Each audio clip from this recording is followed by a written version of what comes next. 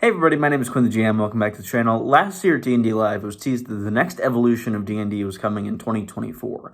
Whether that means a half step, like 3.5, which would net us 5.5e, or a full new edition, which would be 6th edition, I think that the design philosophies the Wizards have taken over the past year, and even a bit before that, are beginning to indicate the directions that this new evolution of the game could be headed. And today I'm going to break down those directions for you and kind of see where I think it is indicating. I will note that this is a fair bit of speculation here, so be sure to keep that in mind, as I do not guarantee the accuracy of any of this, specifically as I'm not at Wizards of the Coast, and they might change directions, or I might just have the wrong idea in general. But yeah, if you enjoy this, be sure to leave a like and subscribe. I'd really appreciate that. On a recent video of mine, I think like 98% of my viewers weren't subscribed. So yeah, if you do that, I'd really appreciate it. But yeah, let's jump into things. The first of these changes came in Tasha's Cauldron of Everything with the Customizing Your Origin section. This allows any race to put their ability score increases into any stat, which I like quite a bit. It allows for a lot more creativity when creating characters, and it really adds to just the flavor of really anybody can be anything, which I like a lot. Personally, I've known that some people tend to be opposed to this, but I generally think that the flavor of the races more often comes from the abilities that they get rather than just their ability score bumps, as that's not really very flavorful at all and oftentimes feels like a penalty to certain races, which I'm just not a huge fan of generally.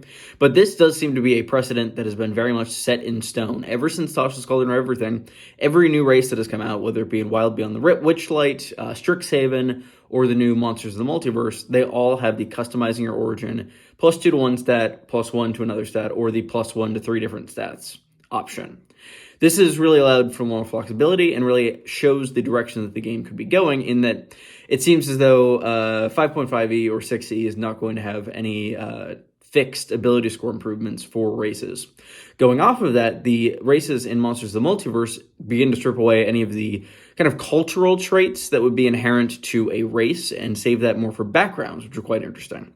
I really like that change because not all elves are going to live in the same society, and it's going to be really interesting to see how you're able to mix up your characters based on that. Moving on to something more recent, the Unearthed Arcana from, I believe it was April of this year, included backgrounds that have feats attached to them. We saw this in Strixhaven. I didn't think it was much of a thing then. I assumed it was just a overpowered thing for a Magic the Gathering setting, as has been their precedent in the past.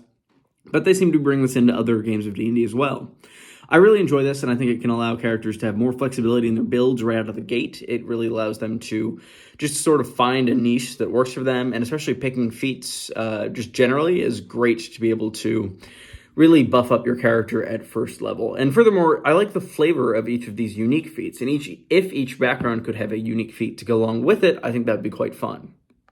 Additionally, in the Dragonlance UA, the backgrounds that do not have feats attached to them normally, just from the PHBs, Xanathars, and anything like that, are given a list of feats that they can select from. I really like that. It makes sense that some feats are more powerful than others, and we'll get into that in a second.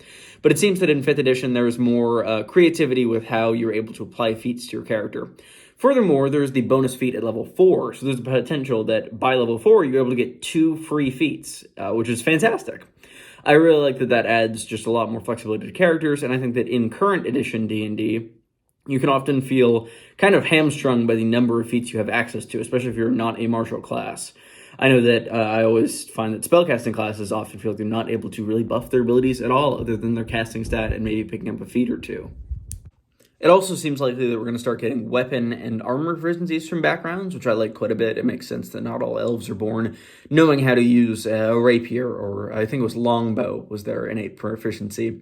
But it does make sense that you'd be trained based on whatever your background is. Maybe fishermen know how to use a trident or something, or a net.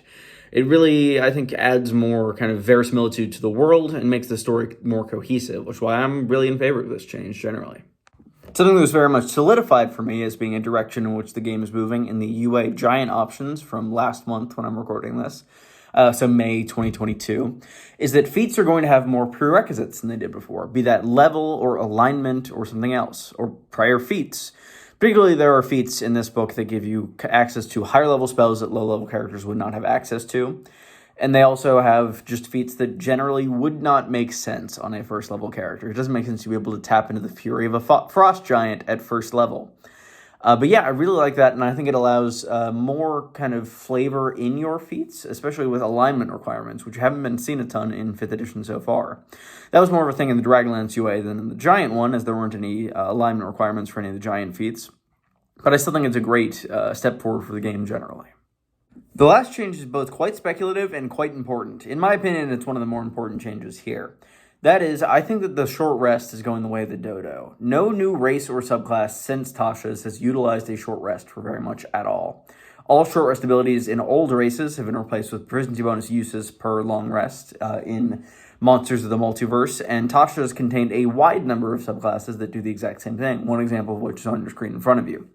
This really changes a lot of the design elements that were present in early 5th edition, and that'll be interesting to see going forward.